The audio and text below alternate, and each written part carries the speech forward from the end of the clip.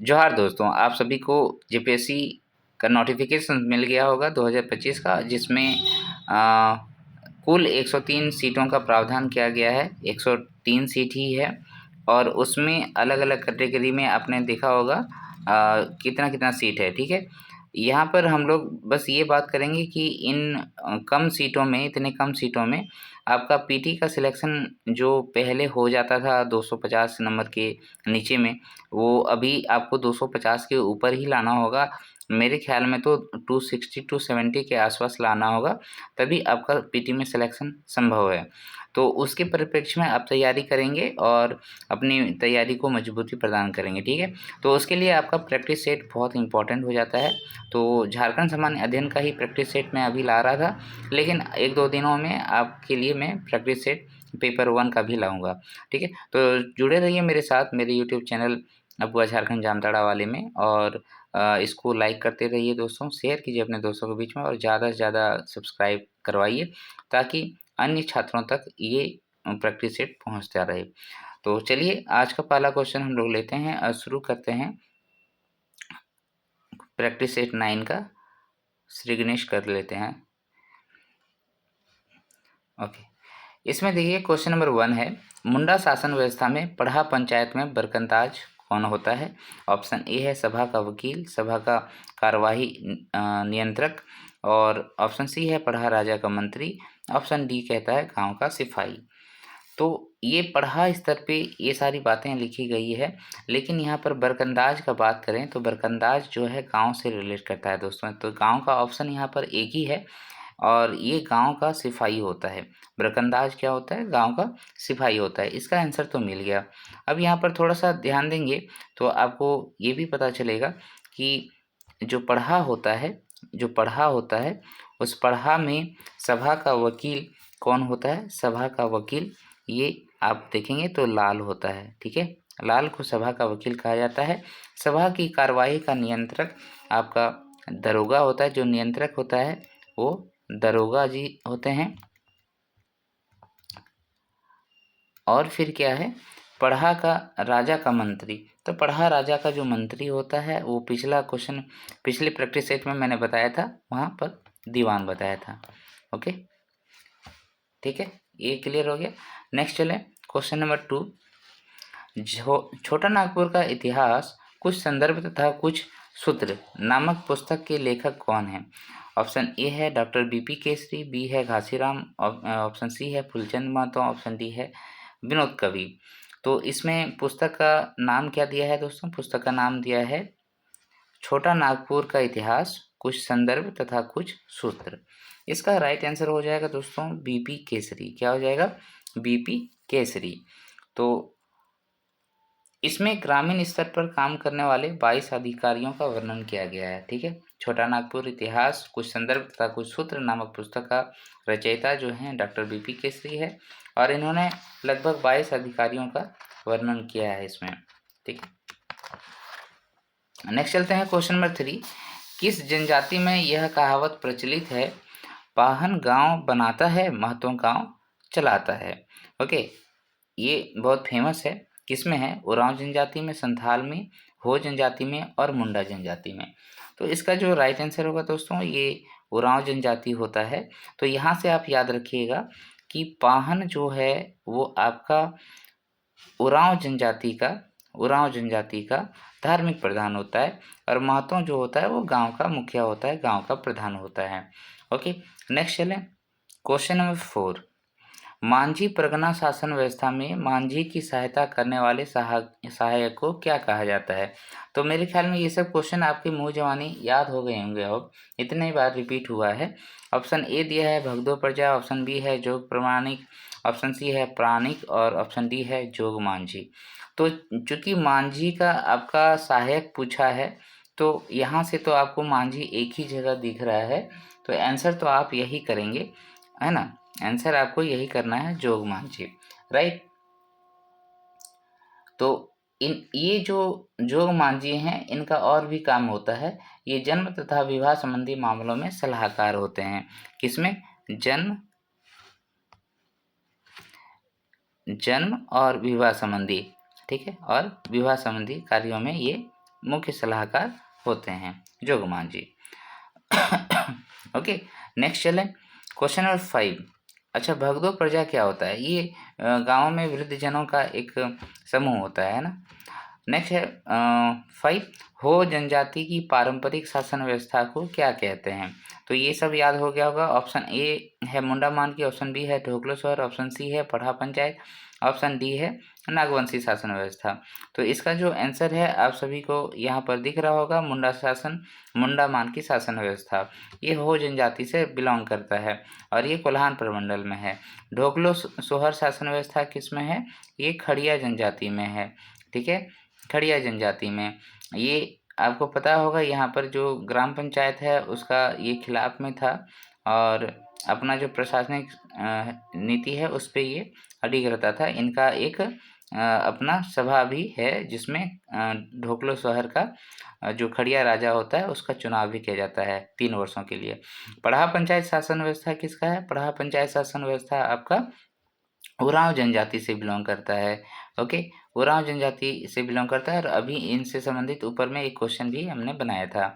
नागवंशी शासन व्यवस्था नागवंशियों के लिए है जो कि गुमला डिस्ट्रिक्ट में और रांची के आसपास वाले इलाकों में रहते थे। ठीक है, नागवंश से बिलोंग करता है और इन्हीं से प्रभावित होकर उधर मुंडा शासन व्यवस्था आए हैं और फिर आगे मुंडा मानकी शासन व्यवस्था, ये सभी का इसी से प्रचलन हुआ है। नेक्स्ट चलते हैं क्वेश्चन नंबर 6। खड़िया किस जनजाति की उपशाखा है? ऑप्शन ए है मुंडा, ऑप्शन बी है संथाल, ऑप्शन सी है उरांव, ऑप्शन डी है हो जनजाति। तो क्वेश्चन नंबर 6 का जो आंसर होगा वो क्या हो जाएगा दोस्तों? मुंडा।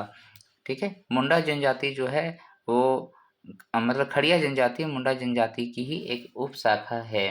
ओके, तो इसलिए ये जो खड़िया जनजाति का शासन व्यवस्था होता है उसमें मुंडाओं का प्रभाव दिखता है और कहा जाता है कि मुंडा जो है ऐसी जनजाति है जो केवल झारखंड में पाई जाती है, लेकिन अभी ऐसा वास्तविक रूप में नहीं है, लेकिन क्वेश्चन अगर आएगा तो आपको वही बनाना है। नेक्स्ट चलते हैं क्वेश्चन नंबर 7। अंतर ग्रामीण विवादों को निपटाने के लिए किस जनजाति में बड़ा मुखिया नामक पद होता है? ये सब क्वेश्चन जो होता है ये लड़ जाए तो बहुत अच्छी बात है, क्योंकि 22-23 जनजातियों में याद करना पड़ता है, तो रेगुलर प्रैक्टिस रहने से याद रह जाता है। चलिए फिर इसका आंसर देखते हैं। एक है ऑप्शन ए परिया, ऑप्शन बी है करमाली, ऑप्शन सी है असुर, ऑप्शन डी है कोरवा। तो इसमें जो राइट आंसर होगा दोस्तों वो हो जाएगा 7 का डी, यानी कि कोरवा जनजाति। ठीक है, कोरवा जनजाति। और एक खासियत और बताता हूँ, इसमें दिया है कोरवा जनजाति का जो बिटलाहा एक आपका क्या होता है, ये सजा होता है ना बिटलाहा।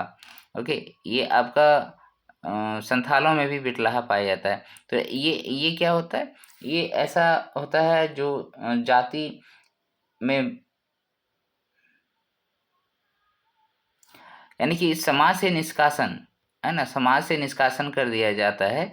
वो किस लिए कर दिया जाता है? अगर किसी प्रकार का अवैध संबंध बनाया जाता है तो। ठीक है, उसमें अगर ये साबित हो जाता है कि अवैध संबंध नहीं है तो उसको फिर सजा नहीं भी मिलता है। ओके, तो इसमें समाज से बहिष्कार कर दिया जाता है बिटलाहा में। ये कोरवा जनजाति में पाई जाती है। नेक्स्ट चलते हैं क्वेश्चन नंबर 8। करमाली जातीय पंचायत का प्रधान को क्या कहते हैं? करमाली को 8, क्वेश्चन नंबर 8। ठीक है, इसमें बैगा है, बैगा हम लोग पिछले बार पढ़े थे। फिर मालिक है, कोतवाल है, कटाहा है। ओके, तो इसमें करमाली जनजाति में जो आपका जातीय पंचायत का प्रधान होगा दोस्तों वो आपका मालिक हो जाएगा। क्या हो जाएगा? मालिक। यहाँ से याद रख सकते हैं आप करमाली, तो माली में हो जाएगा मालिक। ठीक है, यहीं पर है माली में मालिक छुपा हुआ है। बैगा में हम लोग देखे थे मुकद्दम, है ना, मुकद्दम था ना, याद रखिएगा इसे, मुकद्दम। ओके, उसके बाद कोतवाल तो आपका गांव में रक्षा करने वाला रहता है। करटाहा कौन होता है? करटाहा एक ऐसा पद होता है जिसमें जो है लोगों में जैसे बिटलाहा की सजा दी जाती थी ना, उसी तरीके से ये उन सभी चीज़ों को देख रेख करती है कि लोग जो है इस प्रकार का काम ना करे, उसका ये सारे काम करटाहा करता है। और ठीक है, निम्न में गलत युग्म पहचानिए। ऑप्शन ए दिया है छोटा नागपुर उन्नति समाज 1915 में बनाया गया था। ऑप्शन बी है किसान सभा 1930 में बनाया गया था। ऑप्शन सी है छोटा नागपुर कैथोलिक सभा 1933 में बनाया गया था। ऑप्शन डी है। आदिवासी महासभा 1939 में बनाया गया था। तो इसमें क्या पूछा है, गलत युग्म का पहचान करना है। तो इसमें मैक्सिमम मतलब सही है, एक ही गलत है। तो इसमें जो राइट आंसर होगा दोस्तों वो क्या हो जाएगा,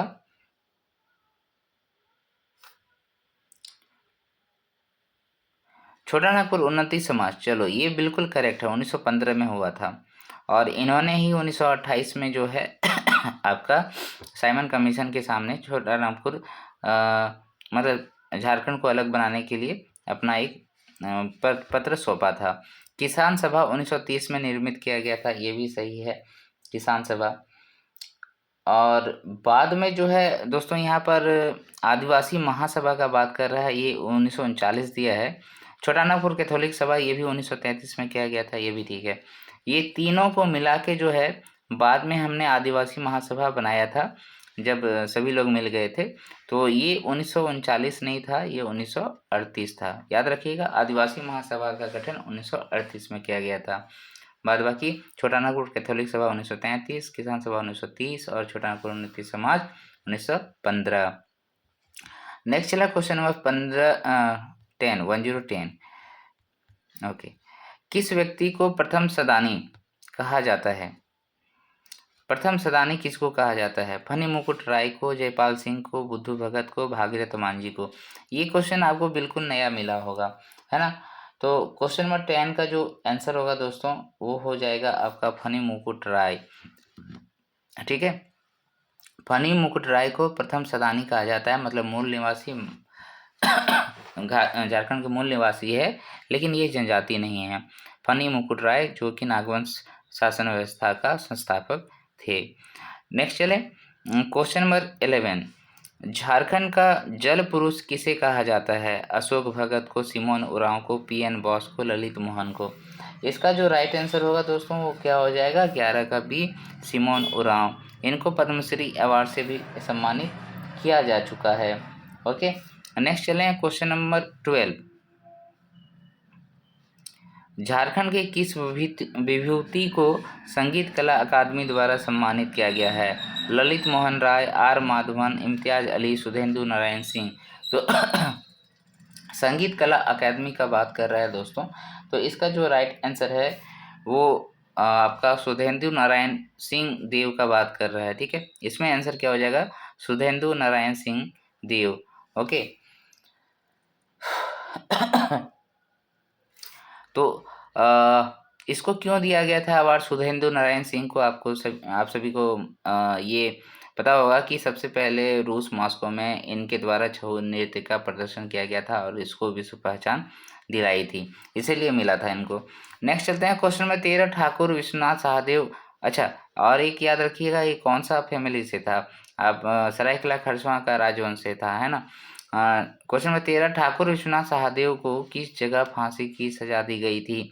ठाकुर विश्वनाथ सहदेव ये 1857 की क्रांति का बात कर रहा है इसमें। ओके, चतरा में, लखनऊ में, रांची में, दुमका में। तो इसका जो राइट आंसर है दोस्तों वो आपका रांची दिया है ना, हाँ रांची। ठीक है, तो यहाँ पर हो गया रांची।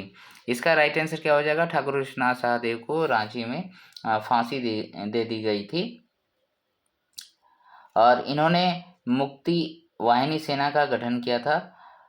ठीक है, इन्होंने जो ठाकुर विश्वनाथ सहदेव है इन्होंने ही मुक्ति वाहिनी सेना का गठन किया था, मुक्ति वाहिनी। और इनको जिला स्कूल जो है रांची का उसके सामने ठीक सामने फांसी दे दी गई थी ठाकुर विश्वनाथ सहदेव को। नेक्स्ट चलते हैं क्वेश्चन नंबर 14। किस व्यक्ति ने बिहार विधानसभा में झारखंड के अलग राज्य का प्रस्ताव 17 बार रखा था? सुशील कुमार बागे ने, कार्तिक उरांव ने, जयपाल सिंह ने, ठेबले उरांव ने। ये भी क्वेश्चन बहुत इंपॉर्टेंट है दोस्तों। इसका जो राइट आंसर है आप सभी ने मुझे भी लगता है कि नहीं सुने होंगे, ये सुनील कुमार बागे का बात कर रहे हैं। बिहार विधानसभा में झारखंड के अलग राज्य का प्रस्ताव 17 बार रखा था इन्होंने, जो कि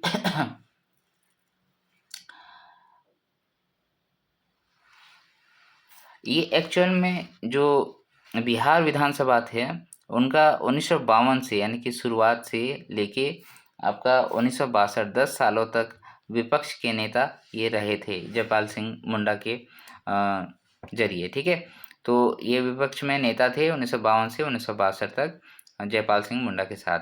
तो इन्होंने ही 17 बार प्रस्ताव विधानसभा में झारखंड को अलग बनाने के लिए रखा था।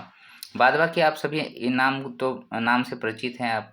आप जयपाल सिंह मुंडा जी को जान रहे हैं। ये हमारे झारखंड के रत्न कहे जाते हैं। ये हॉकी खिलाड़ी भी रहे हैं और इन्होंने झारखंड पार्टी का गठन किया था। ये आदिवासी महासभा का भी सदस्य रहे थे। कार्तिक उरांव आप इनके नाम से भी बहुत परिचित होंगे क्योंकि ये भी लोकसभा सांसद रहे हैं। और ठेबले उरांव आप सभी को पता है, ये इन्होंने किसान सभा का गठन किया था। ठीक है, तो ये सभी नाम आप सभी परिचित हुए हैं। नेक्स्ट चलते हैं क्वेश्चन नंबर 15। वर्ष 1968 में अखिल भारतीय झारखंड पार्टी का गठन किसने किया था?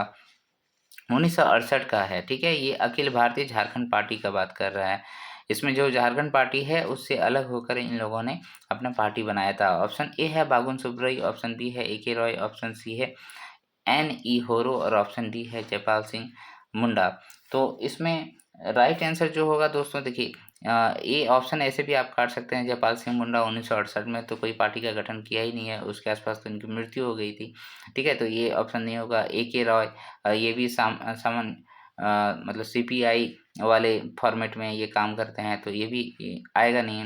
बाबुल सुब्रई का नाम जो है बहुत पहले आता है, तो यहाँ आंसर जो होगा NE होरो हो जाएगा। NE होरो हो जाएगा। ठीक है, NE होरो ने अखिल भारतीय झारखंड पार्टी का गठन 1968 में किया था। अखिल भारतीय झारखंड पार्टी का गठन 1968 में किया था। याद हो गया आपको? चलिए नेक्स्ट चलते हैं क्वेश्चन नंबर 16। झारखंड की कौन सी जनजाति दक्षिण भारत से आई है? ऑप्शन ए है उरांव, ऑप्शन बी है संथाल, ऑप्शन सी है मुंडा, ऑप्शन डी है हो जनजाति। तो इसमें जो राइट आंसर होगा दोस्तों वो उरांव जनजाति हो जाएगा।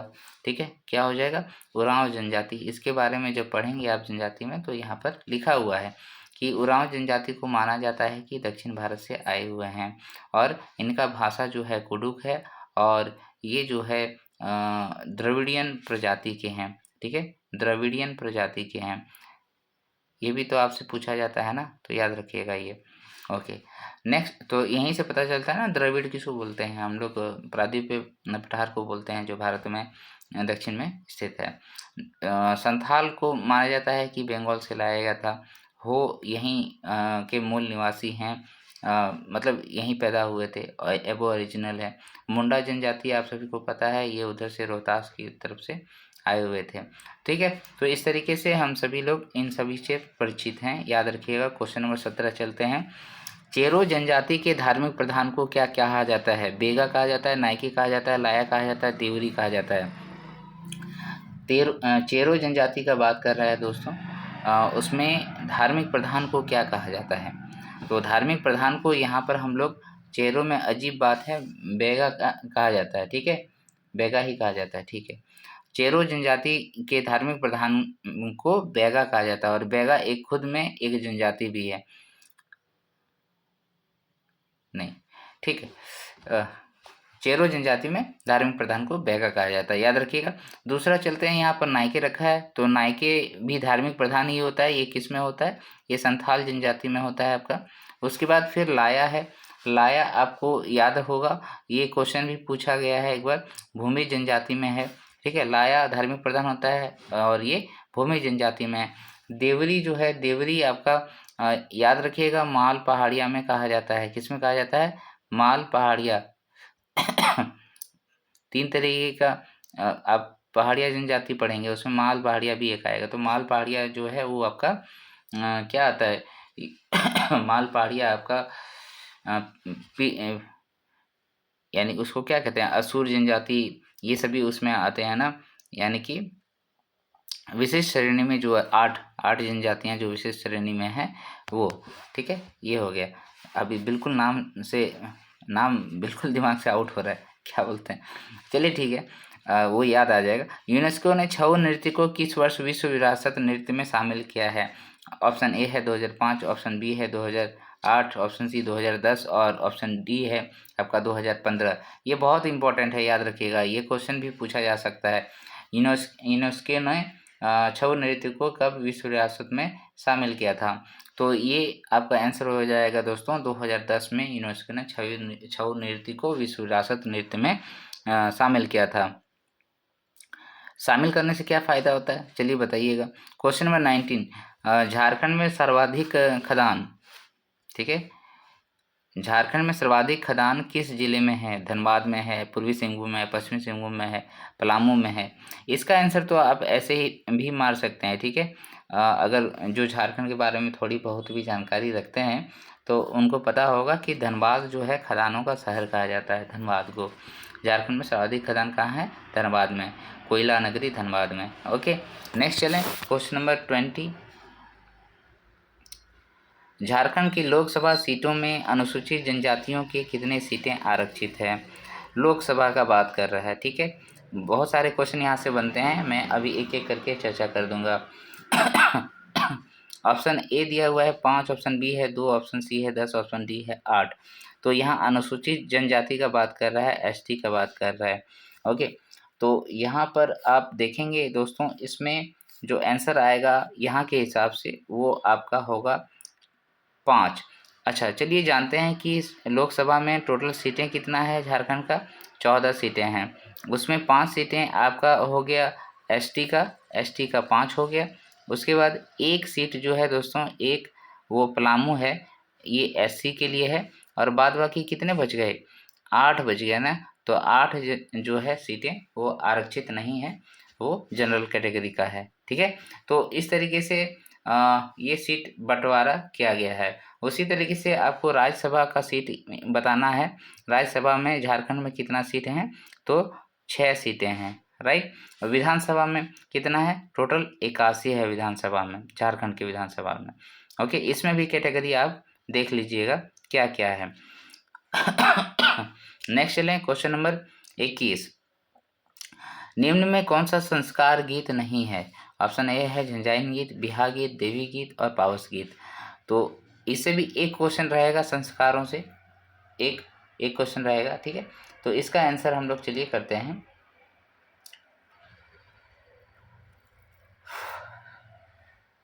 संस्कार गीत बोल रहा है नहीं है। संस्कार मतलब क्या होता है? जैसे विवाह के संबंध में, पूजा, आपका जन्म के समय में, दाह संस्कार के समय में, तो वो सब संस्कार में आता है अगर उस टाइम कोई गीत गाते हैं तो इसमें देखिए झंझाइन जो है, झंझाइन नृत्य आप कब करते हैं? जब बच्चे पैदा लेते हैं तब करते हैं। बिहार गीत तो नाम में ही लिखा हुआ है बिहार गीत। देवी गीत मतलब जो पूजा पाठ में करते हैं वो हो गया देवी गीत। तो यहाँ पर पावस गीत लिखा है तो ये ऋतु परक गीत है ना, संस्कार गीत नहीं है। ये ऋतुओं के लिए के अवसर पे गाया जाता है, अलग अलग ऋतुओं में। तो यहाँ आंसर हो जाएगा 21 का डी, पावस गीत। नेक्स्ट चलें, क्वेश्चन नंबर 22, झारखंड का सबसे प्राचीन वाद्य यंत्र क्या है? ढोल है, ढाक है, मांदर है, नगाड़ा है। तो यहाँ पर सबसे प्राचीन का बात करेंगे तो इसका आंसर हो जाएगा दोस्तों मांदर, ठीक है। मांदर को हम लोग सबसे प्राचीन मानते हैं। अच्छा, इसका और भी नाम है, याद रखिएगा, इसको हम लोग तुम्दक भी कहते हैं। और इसका एक तरफ मुंह चौड़ा होता है, दूसरी तरफ छोटा होता है। इसमें जो छोटा होता है वो दाहिने तरफ रहता है और उसमें बकरी का चमड़ा आगे पीछे जो लकड़ी का खोल होता है उसमें लगा दिया जाता है और फिर उसको पीट पीट के बजाते हैं। तो तुम्दक हो गया अवनद्य वाद्य, है ना। पीट पीट कर बजाने वाले को क्या बोलते हैं? अवनद्य वाद्य बोलते हैं। तो इसमें ढोल हो गया, ढाक हो गया, ये सब अवनद्य वाद्य है। नगाड़ा क्या है? नगाड़ा भी उसी तरीके का एक जो है, जो पहले राजघरानों में देखिएगा, जो बहुत सारे प्राचीन वाले, जैसे महाभारत हो गया, रामायण हो गया, उन सभी में ये चीज़ें दिखाया गया है। नगाड़ा बजा बजा के पूरे गांव में संदेश देता है। क्वेश्चन नंबर 23 है, किस मंदिर की बनावट बेलूर के रामकृष्ण मंदिर के जैसा है? क्वेश्चन नंबर 23 में क्या है कि किस मंदिर की बनावट बेलूर के रामकृष्ण मिशन के जैसी है? ऑप्शन ए है सूर्य मंदिर बुंडू का, ऑप्शन बी है माँ योगिनी मंदिर गोड्डा का, ऑप्शन सी कहता है क्या बोलते हैं इसको, नौलखा मंदिर देवघर का, ऑप्शन डी है महामाया मंदिर गुमला का। ओके, तो इसका बनावट बेलूर के रामकृष्ण मिशन मंदिर के जैसा है, ये क्वेश्चन पूछा है। तो इसका जो राइट आंसर होगा दोस्तों वो क्या हो जाएगा?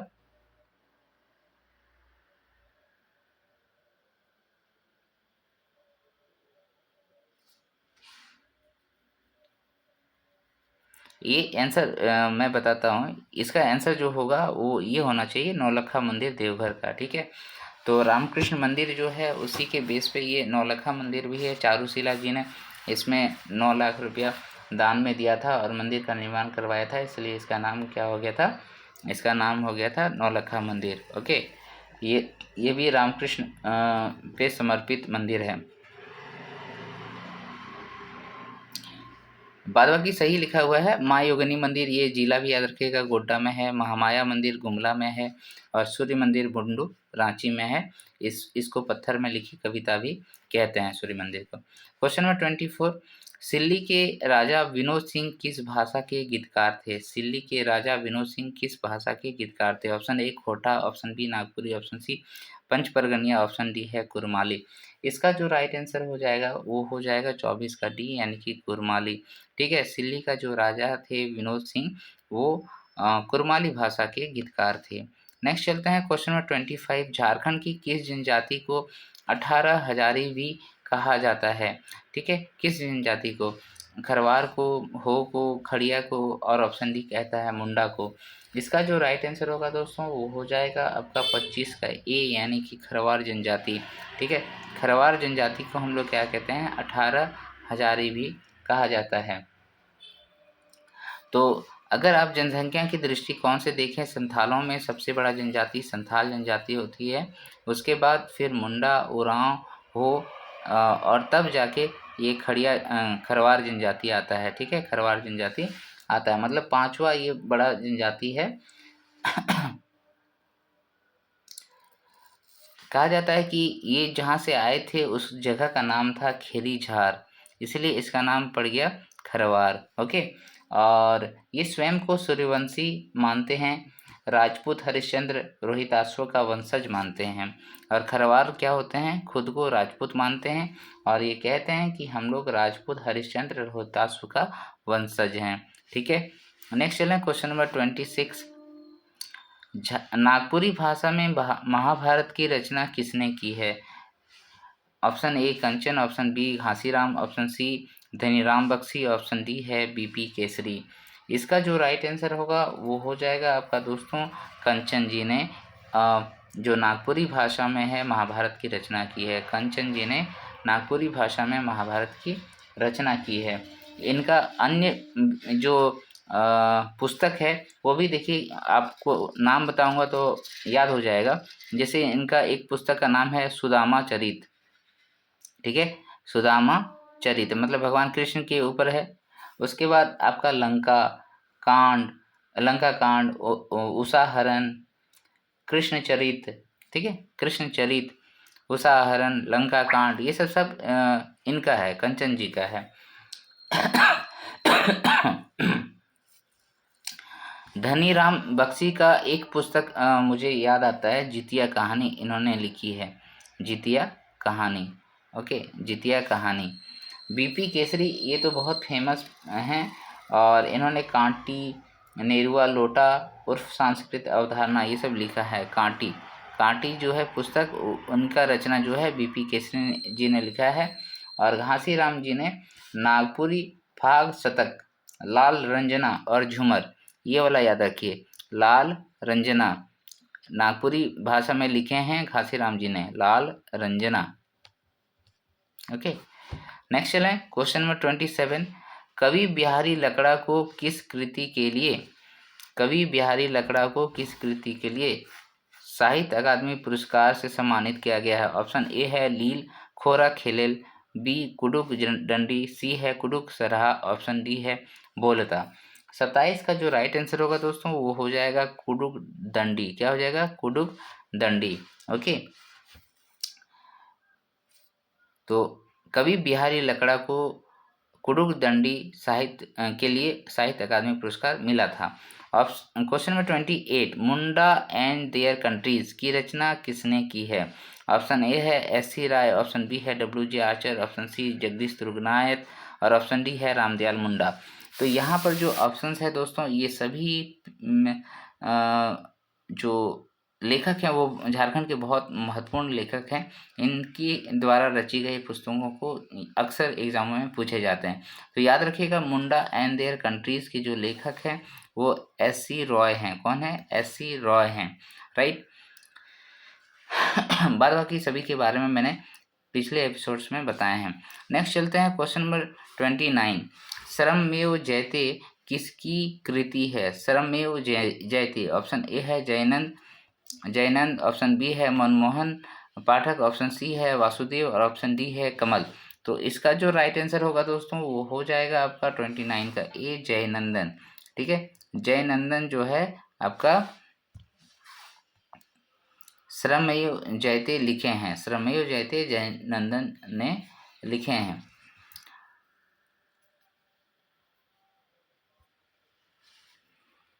ठीक है, नेक्स्ट चलते हैं क्वेश्चन नंबर 30।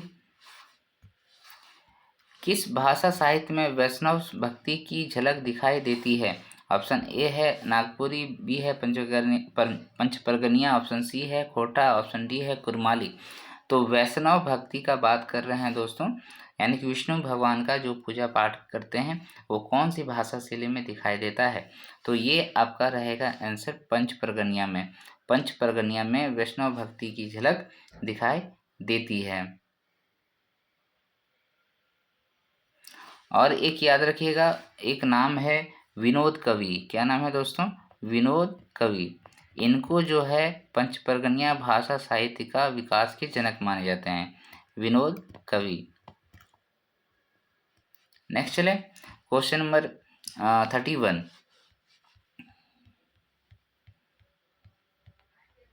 नेतरहाट विद्यालय लातेहार की स्थापना किसने की थी? ये मैंने पहले भी बता रखा है। ऑप्शन ए है चार्ल्स नेपियर, ऑप्शन बी है श्यामा प्रसाद, ऑप्शन सी है लॉर्ड इरविन, ऑप्शन डी है जेम्स मार्टिन।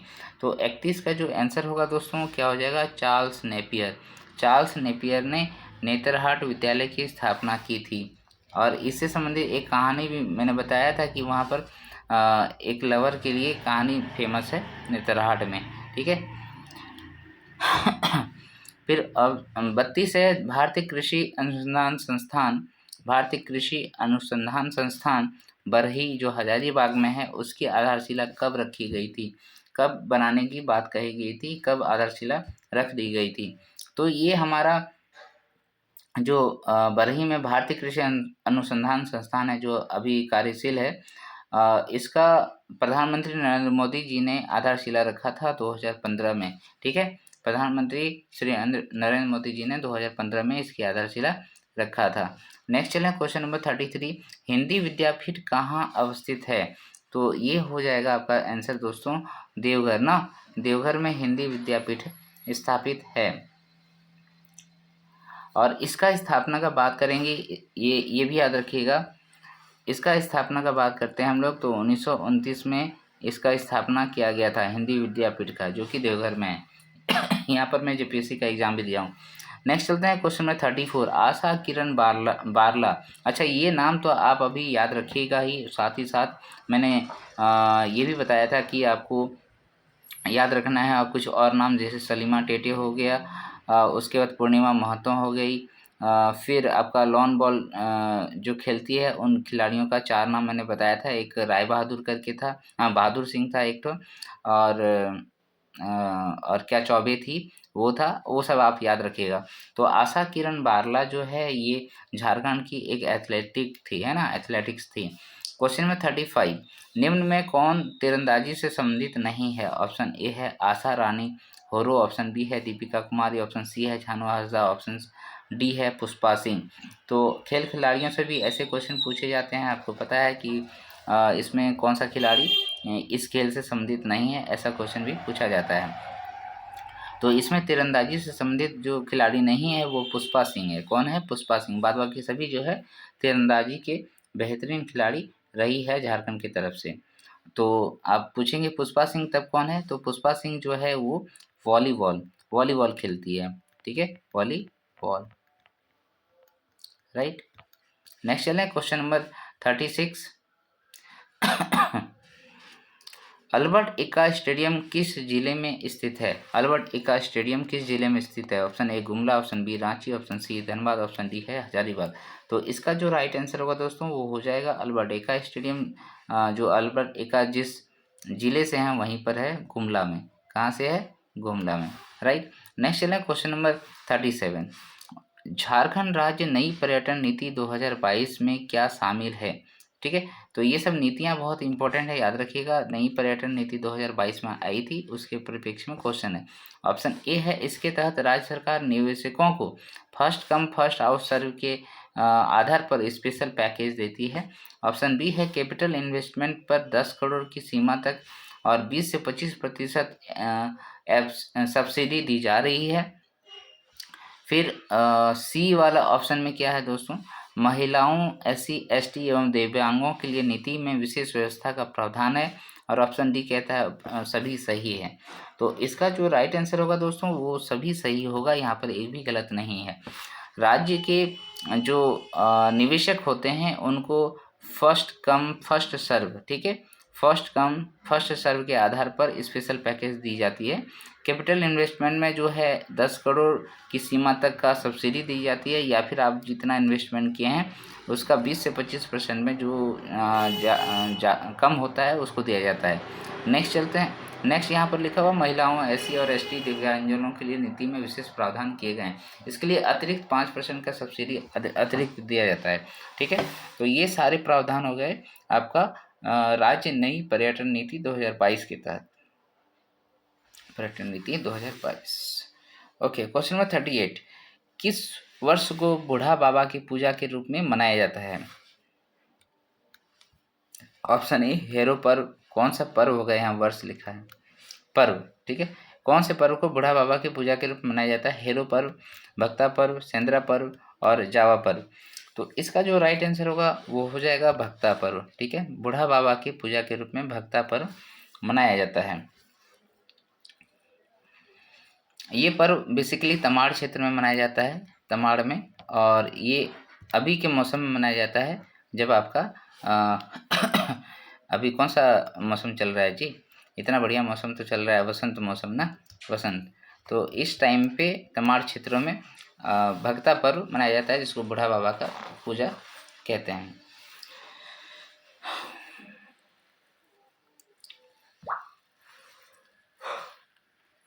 नेक्स्ट चले क्वेश्चन नंबर 39। छोटा नागपुर काश्तकारी अधिनियम 1908 कहाँ प्रभावी नहीं है? तो उत्तरी छोटा नागपुर में, दक्षिणी छोटा नागपुर में, पलामू में और संथाल परगना में। तो छोटा नागपुर यानी कि CNT एक्ट 1908 ये हमारा 3 प्रमंडलों में फेमस है, आपको पता है। एक उत्तरी छोटा नागपुर हो गया, पलामू में हो गया, दक्षिणी छोटा नागपुर में है। तो यहाँ पूछ रहा नहीं है तो कहाँ पर नहीं है दोस्तों? ये संथाल परगना में नहीं है। संथाल परगना में SPT एक्ट 1949 लागू किया गया है। नेक्स्ट चलें क्वेश्चन नंबर 40। वह मुंडारी जिसने जंगल भूमि के किसी हिस्से को जोत में लाने हेतु भूमि का अधिकार अर्जित किया हो उसे क्या कहते हैं? रैयत कहते हैं, भूधारक कहते हैं, खुटखटी दार अधिकार युक्त रेत कहते हैं और मुंडारी खुटखटी दार कहते हैं। तो 40 का जो आंसर होगा वो अगर आप ध्यान से देखेंगे तो देखिए मुंडारी जमीन का बात कर रहा है, तो मुंडारियों के लिए हो जाएगा खुटखटीदार अधिकार युक्त रेयत। ठीक है, ये हो जाएगा। वह मुंडारी जिसने जंगली भूमि के किसी हिस्से को जोत में लाने हेतु भूमि का अधिकार अर्जित किया हो उसे खुटखटीदार अधिकार युक्त रेयत कहते हैं। नेक्स्ट चलें क्वेश्चन नंबर 41। छोटा नागपुर काश्तकारी अधिनियम 1908 में रेयत के कितने प्रकार बताए गए हैं? ऑप्शन ए है 2, ऑप्शन बी है 3, ऑप्शन सी 5, ऑप्शन डी है 8।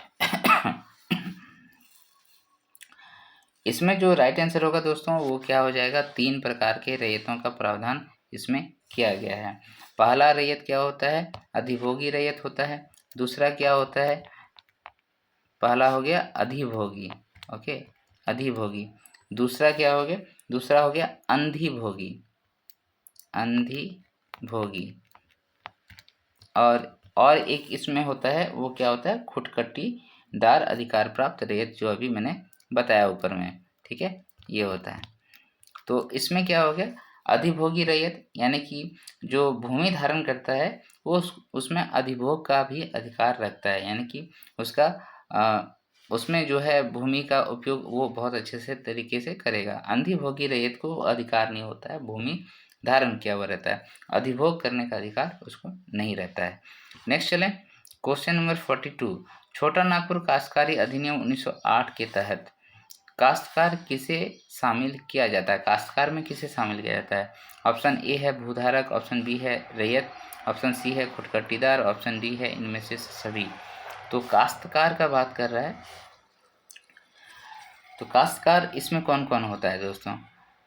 काश्तकार मतलब होता है वह व्यक्ति जो किसी अन्य व्यक्ति के अधीन भूमि धारण करता हो तथा उसका लगान चुकाने का दायी हो, उसको काश्तकार कहते हैं।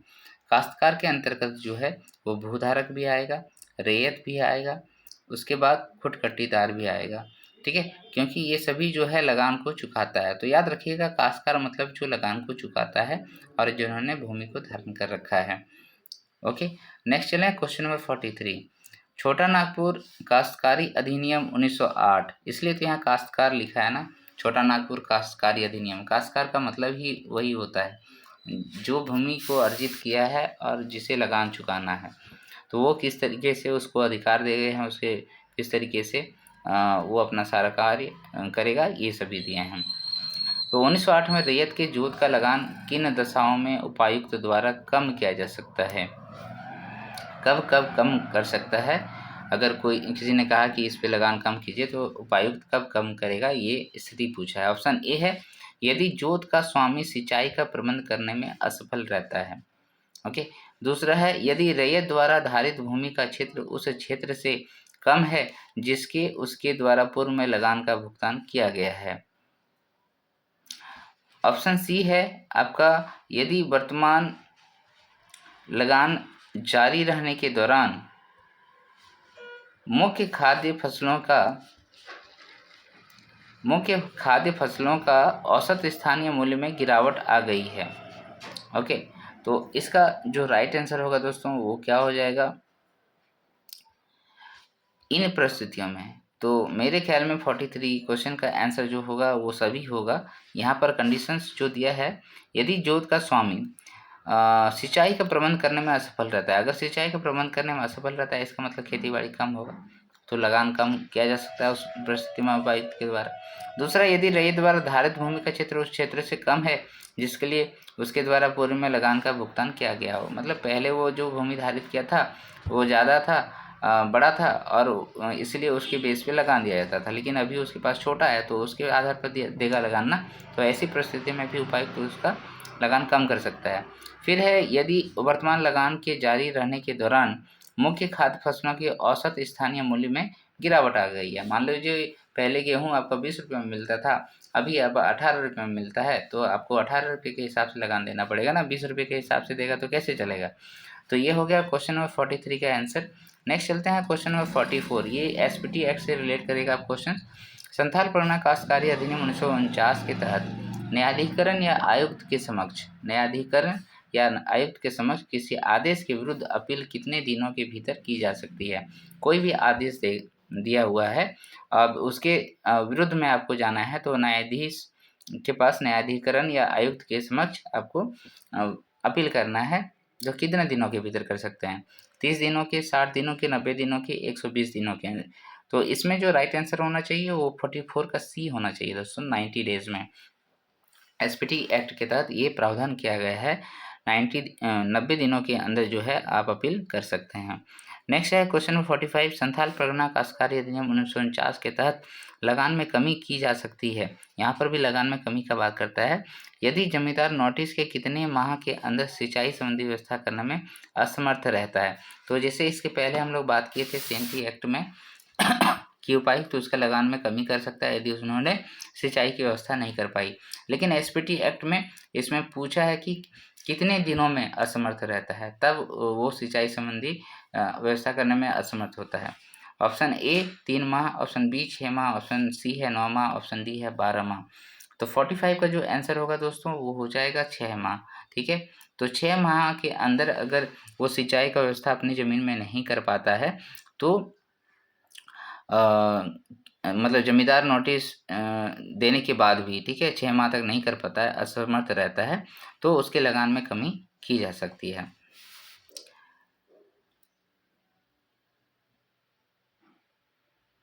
इसमें और भी प्रावधान किए गए हैं, उसका हम लोग देख सकते हैं। एक तो यहाँ पर देख लिए कि सिंचाई का प्रबंध नहीं कर पाया, तो जो वहाँ CNT में भी था।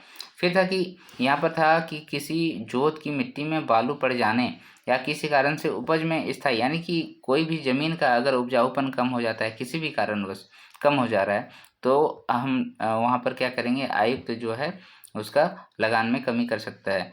फिर उसके बाद है कि जो चालू वर्ष है उसमें आपका खाद्यान्न का जो मूल्य है वो फिर से गिर गया है, तो आपको लगान में कम ही लगान देना पड़ेगा। ये क्वेश्चन नंबर 45 और क्वेश्चन नंबर 43 दोनों का एक जैसा आंसर है। क्वेश्चन नंबर 46, संथाल परगना काश्तकारी अधिनियम 1949 के तहत रैयत को लगान एवं उसका ब्याज चुकाने के बाद भूस्वामी को भुगतान करते समय रसीद पाने के लिए कितना शुल्क देना होगा? जो रसीद है बनेगा ना, मान लीजिए कि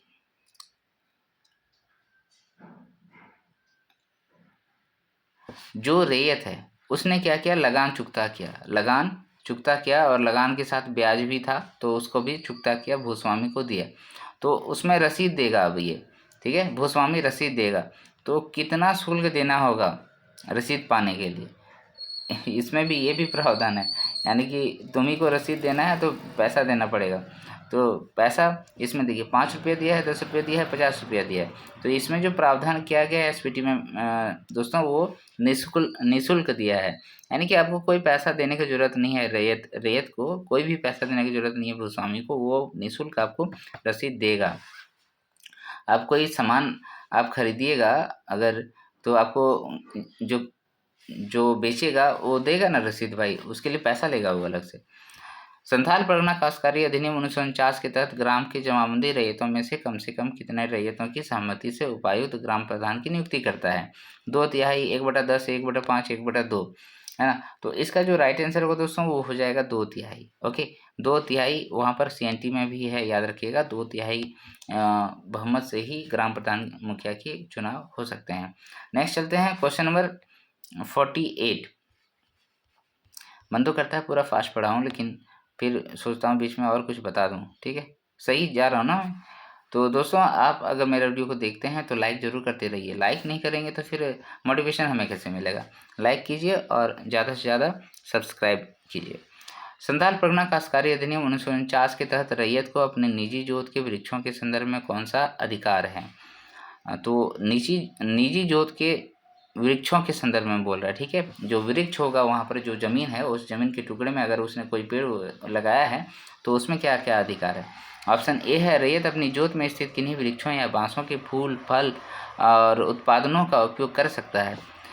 ऑप्शन बी है, रैयत को अपनी जोत में अपने द्वारा लगाए गए वृक्षों पर बिना शुल्क के लाह उपजाने या रेशम कीट पालन करने का अधिकार होगा। ऑप्शन सी है, रैयत अनुमंडल पदाधिकारी की अनुमति के बिना ऐसी जोत पे स्थित महुआ के वृक्ष नहीं काट सकते हैं। और ऑप्शन डी है, इनमें से सभी। तो 48 का जो राइट आंसर होगा दोस्तों वो सभी यहाँ पर सही है।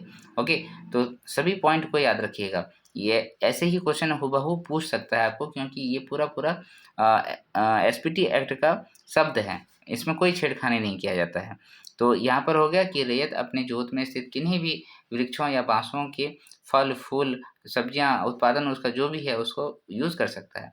दूसरा था कि इसमें वो मान लीजिए किसी प्रकार का कृषि करना चाहता है, जैसे लाह का कृषि करना चाहता है, रेशम कीट से वह शहतूत के पेड़ों में, अन्य पेड़ों में जो है रेशम का उत्पादन करना चाहता है तो वो कर सकता है। फिर है कि अनुमंडल पदाधिकारी जो कुछ पेड़ हैं जैसे महुआ, उसमें अगर आप काट-छाँट करते हैं, देखो लगा तो सकते हैं आप, लेकिन काट नहीं सकते। काटने के लिए आपको अनुमंडल पदाधिकारी से अनुमति लेना पड़ेगा, क्योंकि महुआ एक बहुत ही इम्पोर्टेंट वृक्ष है। उसका महत्व बहुत ज़्यादा है, ठीक है? उसके हर चीज़ों का उपयोग होता है, राइट? नेक्स्ट चलते हैं क्वेश्चन नंबर 49। 49 है, छोटा नागपुर पठार की औसत ऊंचाई कितनी है रे भाई? औसत ऊंचाई छोटा नागपुर छोटा मोटा एरिया में थोड़ा फैला हुआ है। वो तो उत्तरी छोटानागपुर, दक्षिणी छोटानागपुर सब मिला के तो छोटानागपुर पढ़ा रही है।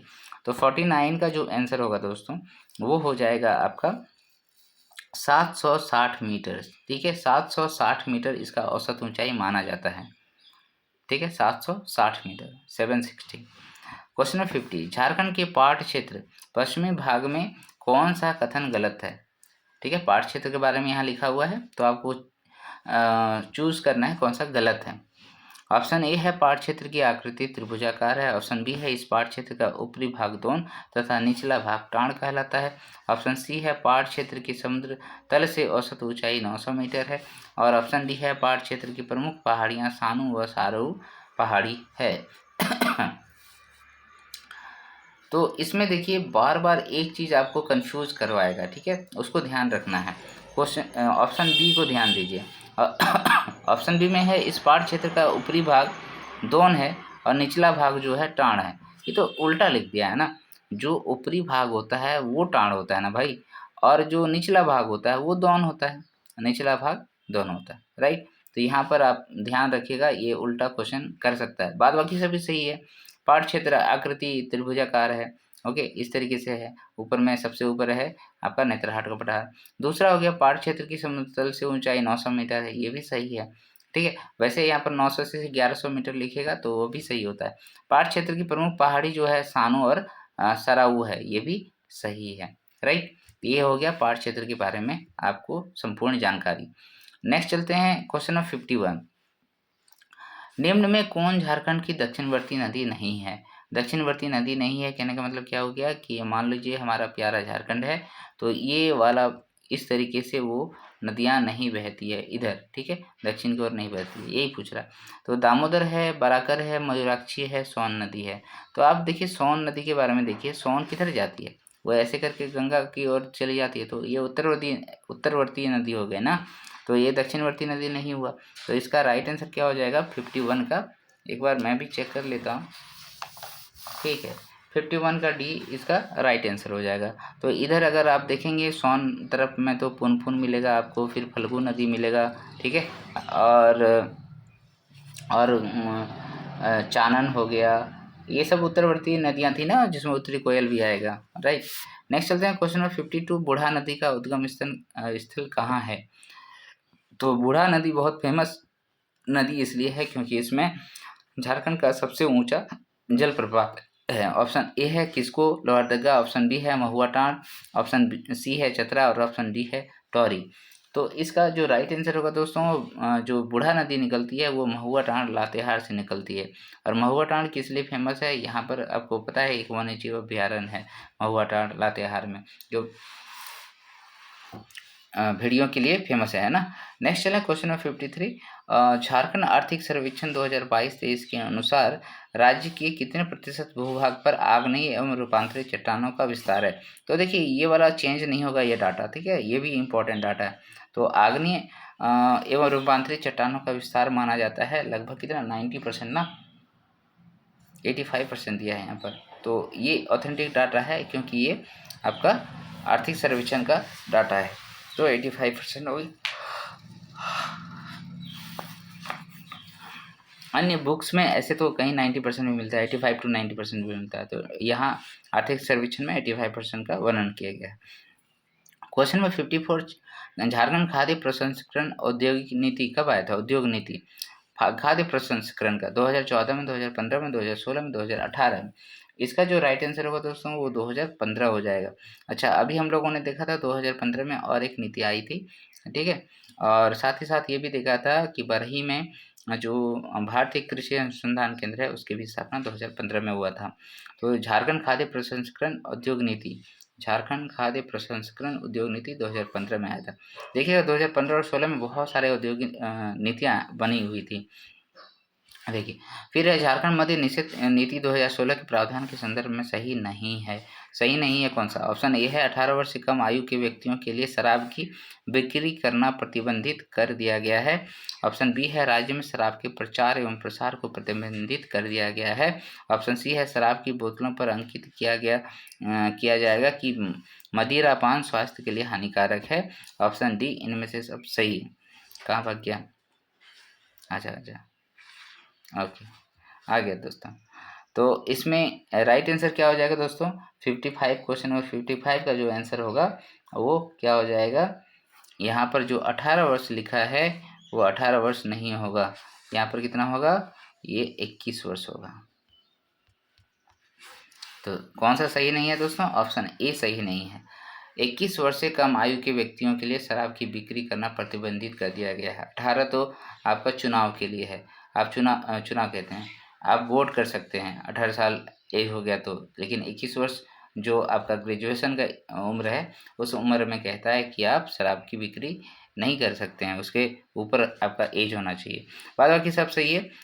शराब के प्रचार प्रसार को प्रतिबंधित किया गया है, कभी प्रचार नहीं किया जाता है इसका। शराब की बोतलों पर अंकित किया जाएगा यदि मदिरापान स्वास्थ्य के लिए हानिकारक है। मदिरापान स्वास्थ्य के लिए हानिकारक है, ये नीति है झारखंड मद्य निषेध नीति 2016 का भाग। क्वेश्चन नंबर 64 है, 55 से 56 जाएंगे ना जी, 56। तो यहाँ पर है झारखंड वस्त्र परिधान और फुटवेयर नीति 2016 कौन से उद्देश्य हैं? ऑप्शन ए है कुशल कामगारों का निर्माण करना, ऑप्शन बी है 5 लाख रोजगार सृजन करना, ऑप्शन सी है आयात को प्रोत्साहित करना, ऑप्शन डी है इनमें से सभी। तो झारखंड राज्य की वस्त्र परिधान और फुटवेयर नीति ये भी 2016 में आई थी, और उसके लिए क्या करना है? क्वेश्चन नंबर 56 का आंसर डी करना है, इनमें से सभी। कुशल कामगारों का निर्माण करना, 5 लाख रोजगार सृजन करना और आयात को प्रोत्साहित करना, ये इसका मुख्य काम है। तो जो वस्त्र परिधान और फुटवेयर नीति 2016 है उसमें उसका उद्देश्य ये सभी थे। नेक्स्ट है क्वेश्चन नंबर 57, झारखंड औद्योगिक पार्क नीति। झारखंड औद्योगिक नीति पार्क नीति 2015 में अधिकतम कितने रुपए की वित्तीय सहायता उपलब्ध कराई जाएगी? 1 करोड़ का, 10 करोड़ का, 50 करोड़ का, 100 करोड़ का। तो 57 का जो राइट आंसर होगा दोस्तों वो हो जाएगा 57 का बी, यानी कि 10 करोड़ रुपया। ठीक है, तो आप यहाँ पर इन्वेस्ट कीजिए तो सरकार जो है आपको 10 करोड़ रुपया तक का वित्तीय सहायता प्रदान कर सकता है, या फिर आपका जो परियोजना है उसमें 50% तक का अनुदान दे सकता है। नेक्स्ट चलते हैं क्वेश्चन नंबर 58, झारखंड राज्य की निर्यात नीति 2015 के तहत। देखिए मैंने कहा ना 15-16 में बहुत सारी नीतियाँ आई थी। यहाँ पर झारखंड राज्य की निर्यात नीति 2015 के तहत देश में कुल निर्यात में राज्य की हिस्सेदारी कितना प्रतिशत करने का लक्ष्य रखा गया है। उसमें एक लक्ष्य निर्धारित था कि अगर देश में कुल निर्यात आपका 100 हो रहा है तो हम कितना करेंगे, ये लक्ष्य निर्धारित किया गया था। तो 58 का जो राइट आंसर होगा दोस्तों वो क्या हो जाएगा? 2%। देखिए झारखंड का निर्यात जो है यहाँ पर बहुत कम ऐसी वस्तुएं हैं जिसको निर्यात करते हैं, जो भी माइंस वाला है वो तो करते ही हैं, लेकिन और अतिरिक्त वस्तुओं को निर्यात नहीं करते हैं हम लोग, मिनरल को ही केवल करते हैं। तो इससे क्या हो जाता है? हिस्सेदारी कम हो जाती है हमारी। 2% है 58 का 2%। ठीक है, 58 का 2% राइट आंसर है। झारखंड की सौर ऊर्जा नीति 2022। तो सौर ऊर्जा नीति कब आया? 2022 में आया। निम्न में कौन सा सत्य है? ऑप्शन ए है इस नीति में सौर ऊर्जा संयंत्र की स्थापना हेतु भूमि उपलब्ध कराने में जरेडा का सहयोग कर रही है। ऑप्शन बी है यह नीति वर्ष 2047 तक बनाई गई है। ऑप्शन सी है 10,000 मेगावाट सौर ऊर्जा के उत्पादन का लक्ष्य रखा गया। ऑप्शन डी इनमें से सही। तो यहाँ तो आपको प्रैक्टिस कराने के लिए बताया जा रहा है। तो इसमें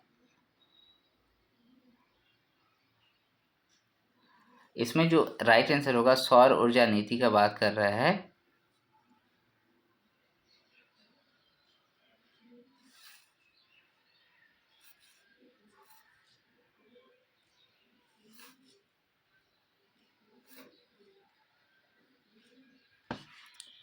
इसे केवल सत्य पूछा है, इसलिए मैं देख रहा हूँ कि सारा गलत ही है तो सत्य पूछा है, तो ऑप्शन ए जो है दोस्तों वो सही है। इस नीति में सौर ऊर्जा संयंत्र की स्थापना हेतु भूमि उपलब्ध कराने में जरेडा सहयोग कर रही है। मैं तो उसे दिमाग में रख रहा हूँ कि नहीं है पूछ रहा है ओके कोई बात नहीं, ठीक है। तो यहाँ से ये पता चल गया कि इसमें जो राइट आंसर सत्य वाला कथन भी पूछ सकता है, तो एक ही सही है यहाँ पर। ठीक है, ये हो गया।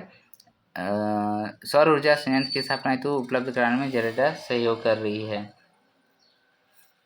और ये 2022 बनाई गई है ना, तो 2022 में 5 साल जोड़ दीजिए 2027 तक, तो यहाँ पर 2027 होगा, ठीक है, 47 नहीं होगा।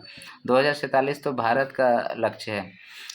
फिर है कि इससे 10,000 मेगावाट नहीं, 10,000 नहीं, 4,000 मेगावाट का बिजली उत्पादन का लक्ष्य रखा गया है। 4,000 मेगावाट बिजली उत्पादन का लक्ष्य रखा गया है, ठीक है। तो सौर ऊर्जा नीति 2022 5 वर्षों के लिए बनाई गई थी, उसमें 4,000 मेगावाट का लक्ष्य रखा गया था।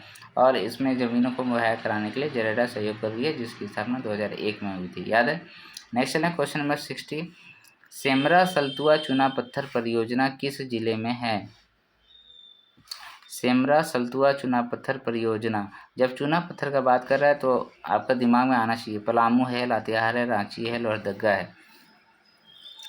तो 60 का जो आंसर होगा दोस्तों वो हो जाएगा आपका पलामू, ठीक है। चूना पत्थर एक्चुअल में कहाँ मिलता है? इधर ही मिलता है ना, पलामू में। तो सेमरा सलतुआ वाला इलाका जो है यहीं पर है, पलामू में। नेक्स्ट चलते हैं क्वेश्चन नंबर 61, भारत का पहला तांबा उद्योग घाटशिला में किस वर्ष खोला गया था? ये सब तो याद होना चाहिए, 1920, 1924, 1930, 1955 में। तो राइट आंसर इसमें क्या हो जाएगा दोस्तों? 61 का बी, 1924 में जो है सिंहभूम के घाटशिला में प्रथम आपका तांबा कारखाना खुला था। और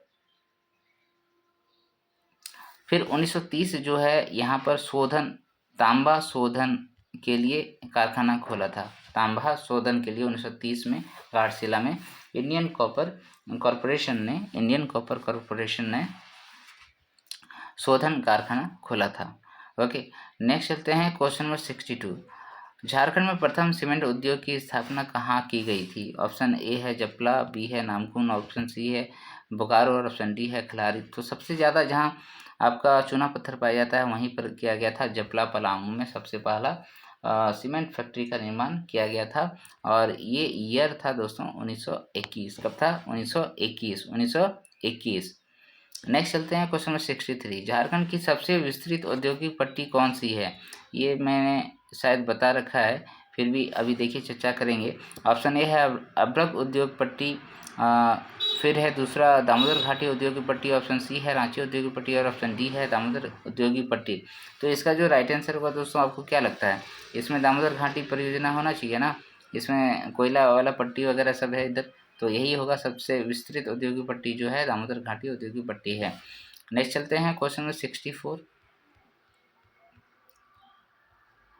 दोस्तों आप सभी को मेरा वीडियो कैसा लगता है आप ज़रूर बताइएगा। ये प्रैक्टिस सेशंस आपके लिए फ़ायदेमंद हो रहा है या नहीं हो रहा है, और क्या चाहते हैं आप, है ना? कमेंट सेक्शन में कमेंट करके बताइए, मैं इंतज़ार करूँगा और आप सभी के लिए डेली लाने का प्रयास करूँगा। झारखंड में बिहार इंडस्ट्रीज़ कॉरपोरेशन कहाँ स्थापित है? इसको मैं याद करवाया था एक बार। ऑप्शन ए है जोशीडी देवघर, ऑप्शन बी है मधुपुर देवघर, ऑप्शन सी है आमघाटा धनबाद, ऑप्शन डी है मोरी। तो मैंने कहा था कि ये बिहार नाम सोच के आप बिहार में मत सोचिएगा, ऐसा नहीं होता है, ठीक है। तो इसका जो राइट आंसर होगा दोस्तों वो हो जाएगा आपका देवघर जाइएगा तो मधुपुर एक जगह है जहाँ से हमारे जामताड़ा से तो इरफान अंसारी साहब आते हैं, और एक हफीजुल हसन अंसारी जो आते हैं मधुपुर वाले विधानसभा क्षेत्र से आते हैं, तो यहीं के थे। और यहीं पर है बिहार इंडस्ट्रीज़ कॉरपोरेशन, ठीक है, यहीं पर है Bihar industries corporation Madhupur. Next चलते हैं क्वेश्चन नंबर 65, पालकोट अभ्यारण्य किस जिले में है? गुमला में है, कोडरमा में है, चतरा में है, लातेहार में। तो आप सभी को याद होगा ये गुमला जिले में है पालकोट। ओके, पालकोट नागवंशियों से संबंधित जगह है। और यहाँ पर जो वन्य जीव अभ्यारण्य बनाया गया था गुमला में 1990-91 में बनाया गया था। यहाँ पर शायद 1990 में देगा आपको, 1990 में, ठीक है, 91 या 90, ठीक है, इसी तरीके होगा, उसको देख लीजिएगा। नेक्स्ट चले क्वेश्चन नंबर 66, बिरसा मृग विहार जैविक उद्यान कहाँ स्थित है? ऑप्शन ए है चकला और मांझी, ऑप्शन बी है काली माटी खूंटी, ऑप्शन सी है कोडरमा, ऑप्शन डी है सरायकेला खरसवा। तो बिरसा मृग विहार ये आपका कहाँ पर? तो ये काला माटी खूंटी में है। मृग विहार पूछा है ना, ये मृग विहार जो है काला माटी खूंटी में है। कहाँ पर है दोस्तों? काला माटी खोटी में, कालामाटी खोटी में है। 66 का आंसर बी हो गया, कालामाटी खोटी मृग विहार जैविक उद्यान। क्वेश्चन नंबर 67, झारखंड जैव विविधता बोर्ड की स्थापना किस वर्ष की गई थी? ये मैंने कई बार याद करवाया है, याद रखिएगा, और ये क्वेश्चन हो सकता है कि इस बार आ जाए, क्योंकि पर्यावरण से संबंधित बहुत सारे क्वेश्चन पूछे जा रहे हैं। तो ऑप्शन ए है 20 दिसंबर 2002, 20 दिसंबर 2004, 2006, 2007। तो सबसे पहले आप ईयर याद रखिए। ईयर कितना था दोस्तों? 2002 है, 2 है। तो इससे क्या होगा, डेट याद रखने की जरूरत नहीं पड़ेगा, लेकिन ऐसा होता है कि डेट भी दिया जाता है, तो ये भी याद रख लीजिए। अभी 20 दिसंबर 2002, पूरा 20 दिसंबर 2002, इसमें 2 ही है। नेक्स्ट चलें क्वेश्चन नंबर 68, शहीद निर्मल महतो पार्क झार पार्क की स्थापना कहाँ की गई है? निर्मल महतो जी का संबंध कहाँ से है? चलिए देखते हैं। रांची हो गया, हजारीबाग है, बोकारो है, गुमला है। तो इसका जो राइट आंसर होगा दोस्तों वो क्या हो जाएगा? हजारीबाग हो जाएगा। शहीद निर्मल महतो पार्क झार पार्क की स्थापना आपका हजारीबाग में कर रहे हैं। नेक्स्ट चलते हैं क्वेश्चन नंबर 69, हरी पहाड़ी झील किस अभ्यारण्य में स्थित है?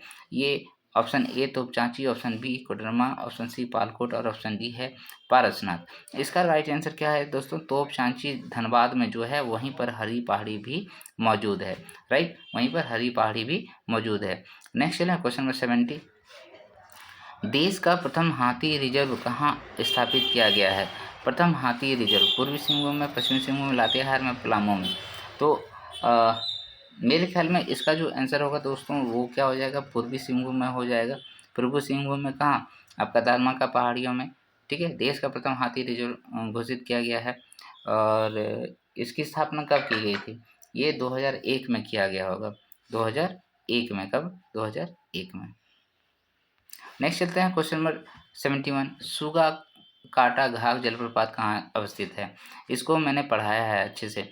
तो ऑप्शन ए है चतरा, ऑप्शन बी है सिमडेगा, ऑप्शन सी है रामगढ़, ऑप्शन डी है हजारीबाग।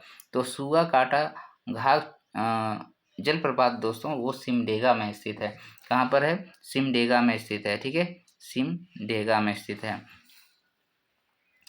ओके, तो अगर और जानना चाहते हैं तो थोड़ा देखिए, ये सब देखते रहना पड़ता है तभी याद भी रहता है। चतरा में बात करेंगे तो चतरा में आप याद रखिएगा, गोवा हो गया, तमासीन हो गया, मालूदा हो गया, ठीक है। क्या क्या हो गया? गोवा, तमासीन, ठीक है, और एक मालूदा। ओके, ये 3 याद हो गया इसका, गोवा, तमासीन, मालूदा। ये कहाँ है? चतरा में है। उसके बाद अगर हजारीबाग का बात करें तो हजारीबाग में तो जलप्रपात नहीं है, लेकिन वहाँ सूरज कुंड है ना। हजारीबाग में क्या है? सूरज कुंड। ओके, सूरज कुंड का जल का तापमान कितना है बताइए। फिर रामगढ़ लिखा था, तो रामगढ़ में भी जलप्रपात तो हमने पढ़ा नहीं है। हाँ, रामगढ़ में आप ये जरूर पढ़े होंगे, रजरप्पा। पहले ये हजारीबाग में आता था, ये जब हजारीबाग से कट के रामगढ़ अलग हुआ तो रजरप्पा रामगढ़ में आ गया, ठीक है। नेक्स्ट चले क्वेश्चन नंबर 72। देखिए, जीपीएससी का तैयारी कर रहे हैं तो आपको क्वेश्चन आंसर तो बनाने ही होंगे, तो आप मेरे साथ हैं, जुड़े हुए हैं, तो बहुत अच्छी बात है। और नहीं तो अन्य चैनलों के साथ भी आप अगर जुड़ते हैं तो मेरे लिए कोई दिक्कत नहीं है दोस्तों। आप सभी के लिए ही मैं बस ये फ्री में वीडियो अपलोड करता रहता हूँ। ऐसे यही होता है कि मैं भी थोड़ा सा पढ़ लेता हूँ और कुछ नहीं। झारखंड राज्य आपदा प्रबंधन प्राधिकरण का अध्यक्ष कौन है? इसलिए मैं कहता हूँ कि थोड़ा सा लाइक भी बनता है।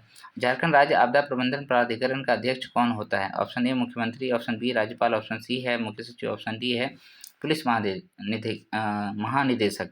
तो इसका जो राइट आंसर है दोस्तों क्या हो जाएगा? प्राधिकरण का बात कर रहा है तो मुख्यमंत्री ही होगा, और कौन होगा? आपदा प्रबंधन से 5 क्वेश्चन रहेंगे, उनमें से एक क्वेश्चन ये सारे में तो रहेंगे ही रहेंगे।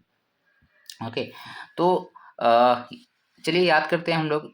झारखंड राज्य आपदा प्रबंधन प्राधिकरण का जो गठन है वो 2010 में की गई थी। किसके तहत की गई थी 2010 में? 2010 में दोस्तों आपका जो आपदा प्रबंधन अधिनियम 2005 में जो भारत सरकार ने बनाया था, उसके धारा 14 के 1 के तहत हमारे राज्य में जो है आपका आपदा प्रबंधन प्राधिकरण का गठन किया गया था। याद हो गया।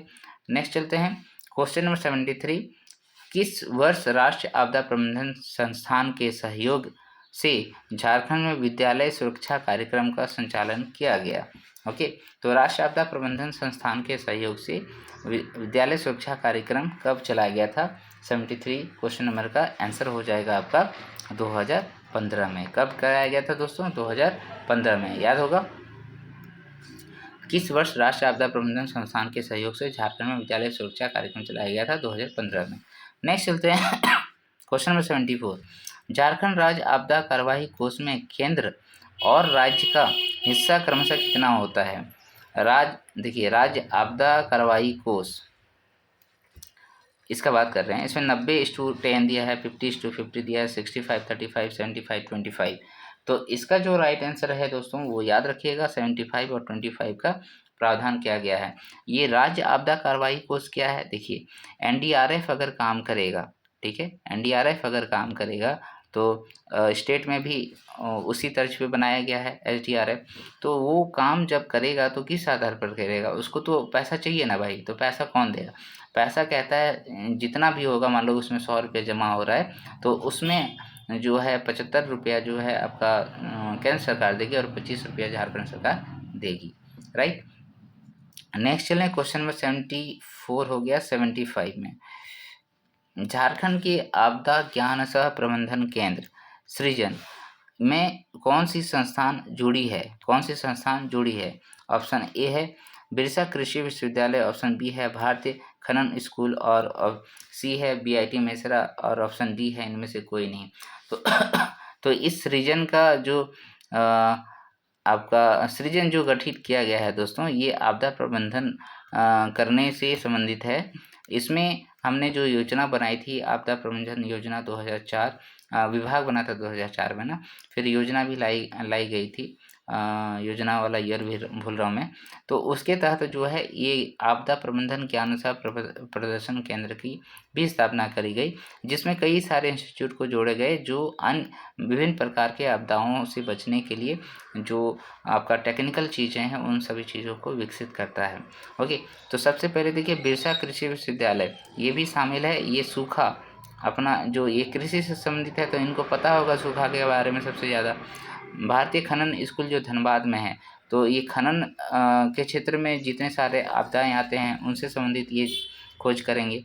और बीआईटी मेसरा जो है दोस्तों वो आपका भूकंप के लिए इनको दिया गया है, क्योंकि ये टेक्नोलॉजी वाला क्षेत्र है तो भूकंप से संबंधित जानकारी ये देंगे। तो ये हो गया। नेक्स्ट चलते हैं क्वेश्चन नंबर 76। झारखंड राज्य आपदा प्रबंधन प्राधिकरण के मुख्य कार्य क्या हैं? ऑप्शन ए है प्रशिक्षण कार्य तैयार करना, ऑप्शन बी है राज्य में आपदा के न्यूनीकरण हेतु ढांचागत क्षमता का विकास करना, ऑप्शन सी है प्रशासनिक संस्थाओं, स्वयंसेवी संगठन, स्वैच्छिक संस्थाओं के बीच में समन्वय स्थापित करना, ऑप्शन डी इनमें से सभी। तो यहाँ पर तो आंसर इसी तरीके से होता है, 76 का डी ही होगा। जब एग्जाम में भी पूछा जाता है तो याद रखिएगा, वहाँ पर अगर नहीं क्वेश्चन आता है आपको कि इसका आंसर क्या होना है और ऑप्शन में दिया है इनमें से सभी, तो जरूर मारिएगा, या फिर इनमें से दोनों ऐसे कुछ दिया है तो। निम्न में कौन सी कोयला परियोजना विश्व बैंक की सहायता से संचालित होता है? झरिया कोकिंग कोल परियोजना, रजरप्पा, ऑप्शन सी है राजमार्ग परियोजना, और इनमें से सभी। तो यहाँ पर भी याद रखिएगा इनमें से सभी होगा यहाँ पर आंसर, ठीक है, इनमें से सभी। जितने सारे कोयला परियोजना है यहाँ पर, झरिया का, रजरप्पा का, राजमहल का, ये सभी जो है आपका किससे संबंधित है? ये विश्व बैंक से संबंधित है, वही इन सभी परियोजनाओं में पैसा लगाए हुए हैं। नेक्स्ट चलते हैं क्वेश्चन नंबर 78। मुरी रांची में Indian aluminium company, Indian aluminium company जो है, ठीक है, तो लिमिटेड की स्थापना किस वर्ष की गई थी? मुरी में 1930 में, 36 में, 48 में, 42 में। तो जो आज़ादी था हमारा, आज़ादी से 1947 में ना, उसके बाद इसकी स्थापना की गई थी। यहाँ पर बिरला कंपनी का अभी है उसमें अधिकार, तो 1948 में बनाया गया था। 1948, 78 का सी होगा, सही है ना जी? हाँ, यह भारत का दूसरा सबसे पुराना में दूसरा सबसे बड़ा संयंत्र है, ठीक है, दूसरा सबसे बड़ा पुराना और दूसरा सबसे बड़ा पुराना संयंत्र है। इस संयंत्र को लोहरदगा पलामू से बॉक्साइट की प्राप्ति होती है। तो आपसे पूछा जाएगा कि एल्युमिनियम कंपनी है तो बॉक्साइट उसका आपका क्या है? बॉक्साइट, गलत लिख रहा हूँ स्पेलिंग, चलो ठीक है।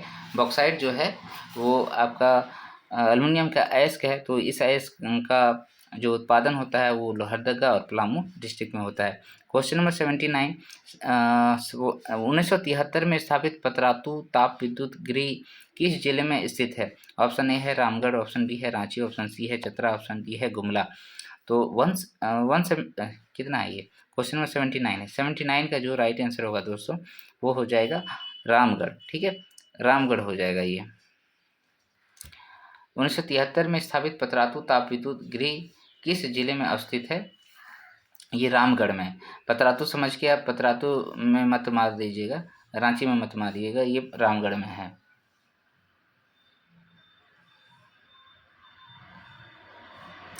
अच्छा, इसमें और एक बात मैं थोड़ा सा याद दिला देता हूँ। अभी हाल फिलहाल में एक पतरातू ताप विद्युत केंद्र से संबंधित जो है उससे संबंधित एक नई योजना शुरू की गई है, उद्घाटन किया गया है रांची में ना, वो भी याद रखिएगा। नेक्स्ट चलते हैं क्वेश्चन नंबर 80। झारखंड सरकार ने वर्ष 2023-24 के बजट में शिक्षा पर लगभग कितना प्रतिशत राशि आवंटित की है? मैं इसको छोड़ता हूँ, 23-24 को मत पढ़िएगा, ये कितना था 24-25 वाला याद कीजिएगा, ठीक है, 24-25 वाला बजट याद कीजिए।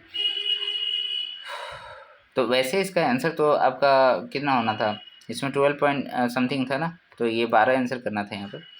81, 2023-24 के बजट में किन दो जिलों में नए डेयरी प्लांट स्थापित करने की घोषणा की गई थी?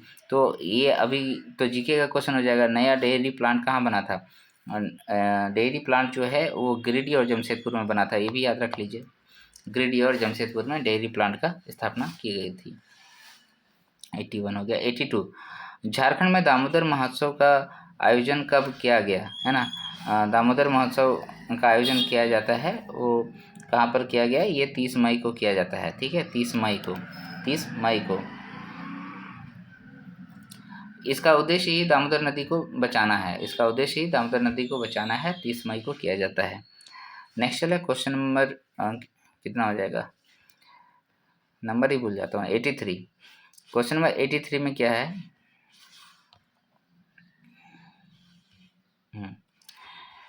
झारखंड में चलाए गए मुखबिर योजना का उद्देश्य क्या है? ऑप्शन ए है शराब तस्करी को रोकना, ऑप्शन बी है चोरी से बिजली क्या बोलते हैं, चोरी से बिजली जलाने वाले की धरपकड़, ऑप्शन सी है बाल विवाह की कुप्रथा को समाप्त करना, ऑप्शन डी है छुआछूत की रोकथाम करना। इसका जो राइट आंसर होगा दोस्तों वो बाल विवाह वाला संबंधित है, ठीक है, बाल विवाह। यहाँ पर क्या हो जाएगा, बाल विवाह भाई नहीं होना चाहिए, ओके। उम्र सीमा 18 साल, याद है ना, 18 साल। बाल विवाह की कुप्रथा को समाप्त करना है। क्वेश्चन नंबर 84, झारखंड में वर्ष 2017 में शुरू की गई तेजस्विनी योजना का उद्देश्य क्या है? अच्छा, जो मुखबिर बनता है, जो बताता है कि यहाँ पर हो रहा है, उसको पुरस्कार राशि भी दिया जाता है, 1000 रुपये का था, ठीक है। नेक्स्ट चले क्वेश्चन नंबर 84 क्या है कि झारखंड में वर्ष 2017 में शुरू किए गए तेजस्विनी योजना का उद्देश्य क्या है? चारों ऑप्शन आ गए इसमें, हाँ आ गए। ऑप्शन ए है 14 से 25 वर्ष तक की किशोरियों को कौशल प्रशिक्षण प्रदान करना, ऑप्शन बी है सखी मंडल की महिलाओं को स्मार्टफोन उपलब्ध कराना, ऑप्शन सी है पर्यावरण संतुलन बनाए रखने के लिए हरित क्षेत्र को बढ़ावा देना, ऑप्शन डी है गरीब रेखा से नीचे रहने वाले परिवारों को आपका बालक बालिकाओं का पालन पोषण करना। तो इसका क्या हो जाएगा राइट आंसर दोस्तों? क्वेश्चन नंबर 84 का राइट आंसर क्या हो जाएगा? यहाँ देखिए क्या पूछा है, झारखंड में वर्ष 2017 में शुरू किए गए तेजस्विनी योजना का उद्देश्य क्या है? तेजस्विनी, तो 14 से 25 वर्ष तक की किशोरियों को कौशल प्रशिक्षण देना, तेजस्विनी का तो मुख्य उद्देश्य यही था, 14 से 25 वर्ष तक की किशोरियों को कौशल प्रशिक्षण देना। ये सब सखी मंडल वाला हिसाब किताब नहीं है, पर्यावरण संतुलन बनाए रखने हरी क्षेत्र ये भी नहीं है, और गरीबी रेखा से नीचे रहने वाले परिवारों को बालक बालिकाओं को पालन पोषण करना ये भी इसमें नहीं आता था। ये बेसिकली आपका तेजस्विनी वाला कौशल विकास से संबंधित है, कौशल विकास से संबंधित है तेजस्विनी, तेज बनाना है उसको। क्वेश्चन नंबर 85, झारखंड पंचायती राज अधिनियम 2001 के तहत कितने ग्रामीण जनसंख्या पर एक ग्राम पंचायत का गठन का प्रावधान है? 500, 5000, 1000 और 10,000। क्या पूछा है? कितने ग्रामीण जनसंख्या पर एक ग्राम पंचायत बनाया जाएगा? तो एक ग्राम पंचायत बनाने के लिए दोस्तों कितना होना चाहिए? 5000 का मिनिमम जनसंख्या होना चाहिए। ठीक है, 5000 का मिनिमम जनसंख्या होना चाहिए। नेक्स्ट चलो क्वेश्चन नंबर 86। संथाल परगना प्रमंडल में कौन सा जिला नहीं आता है? संथाल परगना प्रमंडल में कौन सा जिला नहीं आता है? दुमका, देवघर, गोड्डा, खूंटी। तो संथाल परगना प्रमंडल में कुल कितना है? 6 जिले हैं। उसमें दुमका आता है, देवघर आता है, गोड्डा आता है, ठीक है, आपका खूंटी नहीं आता है। खूंटी किस में आएगा? दक्षिणी छोटा नागपुर में आएगा ना, दक्षिणी छोटा नागपुर में आएगा। ओके।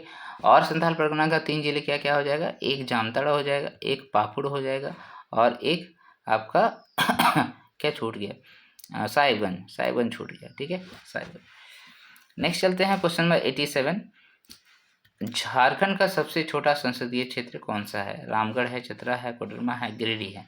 तो सबसे छोटा संसदीय क्षेत्र का बात कर रहा है, तो सबसे छोटा संसदीय क्षेत्र चतरा था। चतरा याद आता है, थोड़ा सा लेट लगता है, चतरा। तो चतरा जिले का गठन कब हुआ था दोस्तों? ये भी आप याद रखिएगा। चतरा जिला का गठन 1991 में हुआ था। कब हुआ था? 1991 में हुआ था। ये सब क्वेश्चन नहीं पूछता है ये सब में, जेपीएससी में तो खासकर नहीं पूछता है, जेएसएससी वगैरह में पूछता है।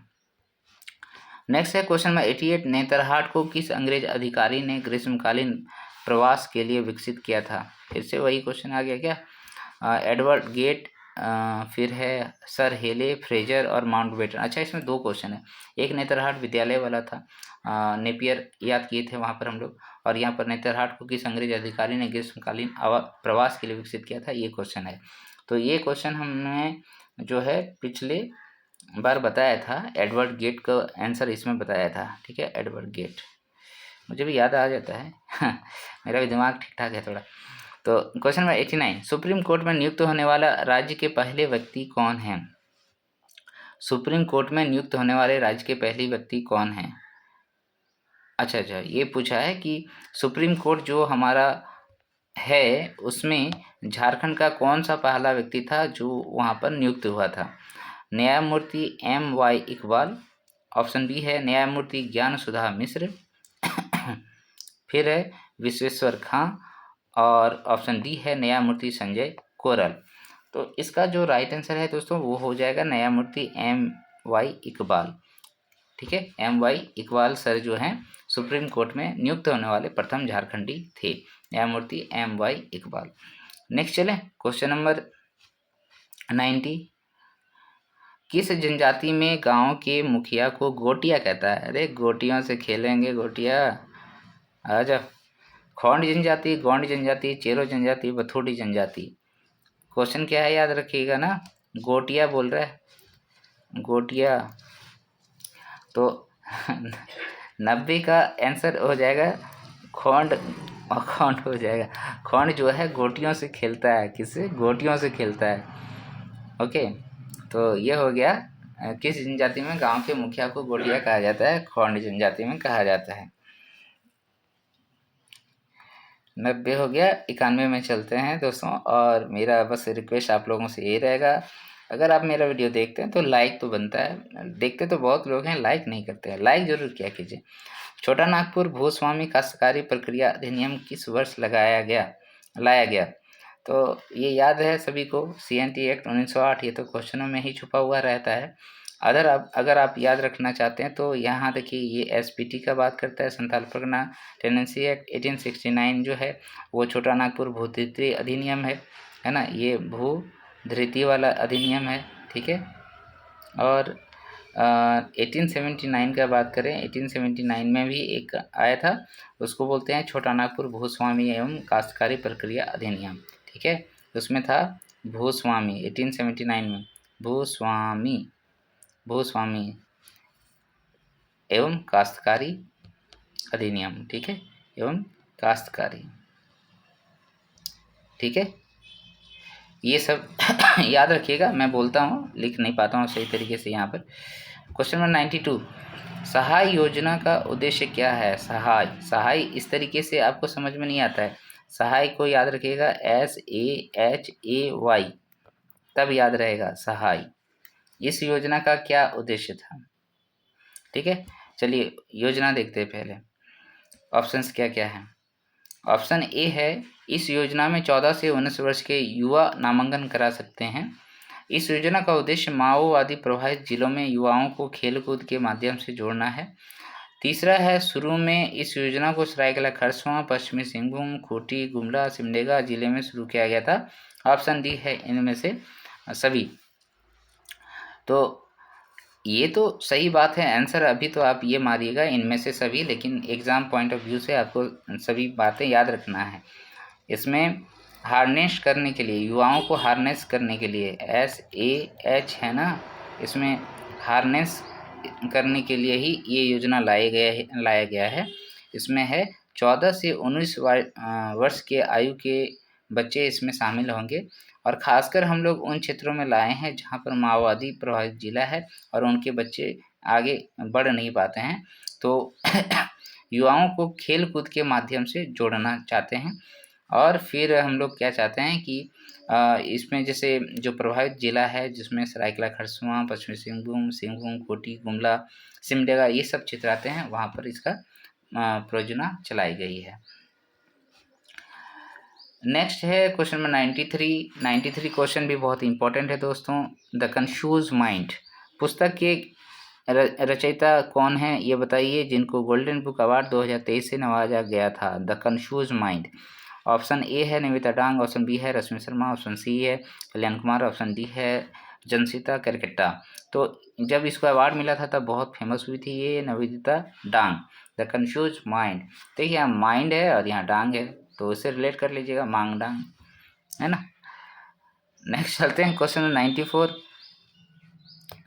94 में क्या है? अरे बाबा, झारखंड राज्य प्रशासनिक सेवा संघ का अध्यक्ष किसे बनाया गया है? झारखंड राज्य प्रशासनिक सेवा का अध्यक्ष किसे बनाया गया है? रंजीत हेम्ब्रम, राहुल कुमार, इंद्रजीत सिंह, महेंद्र शाह। ये उस टाइम का क्वेश्चन है, करंट अफेयर्स है, इसको छोड़ देते हैं दोस्तों हम लोग, ठीक है, अभी इसको नहीं पढ़ेंगे। नेक्स्ट चलते हैं क्वेश्चन नंबर 95। झारखंड के किस नदी पर राज्य के सबसे लंबे पुल का निर्माण किया गया है? ये इंपॉर्टेंट क्वेश्चन है, इसको आप याद रखिए।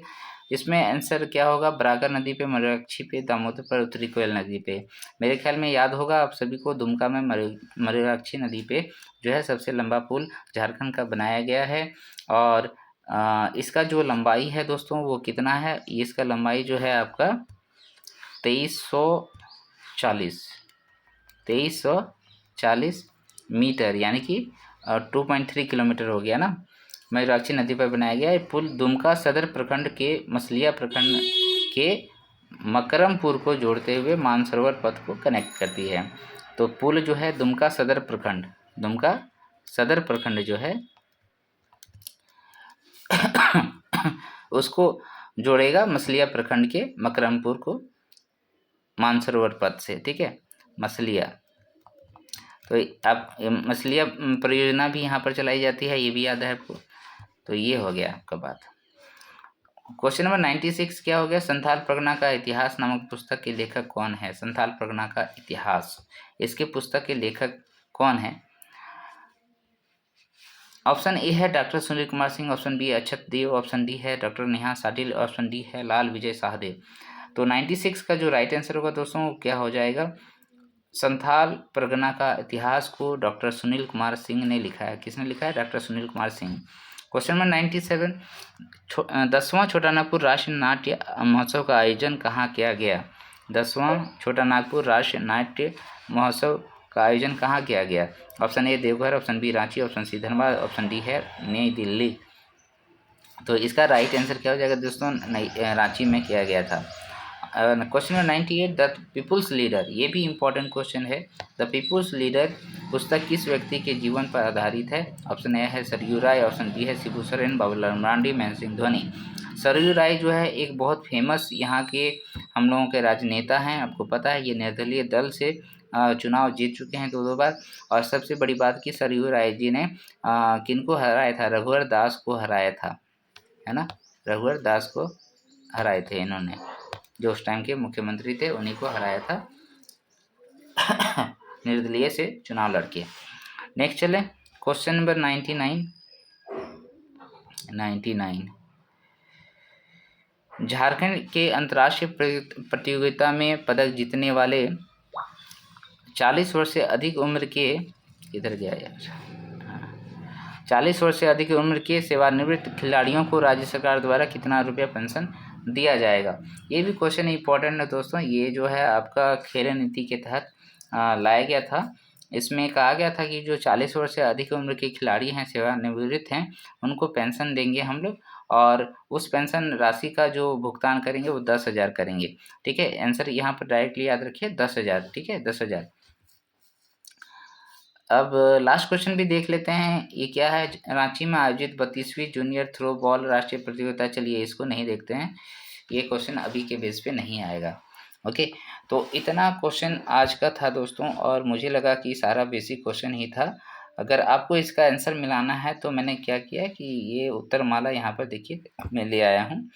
ठीक है, इसको मैं छोटा कर देता हूँ तो एक ही बार में शायद पूरा दिखाई दे, नहीं दिखाई दे रहा। ओके, तो चलिए ठीक है, ये उत्तर माला है। अगर आपको मिलाना होगा आंसर तो यहाँ से आप मिला सकते हैं। ठीक है, ओके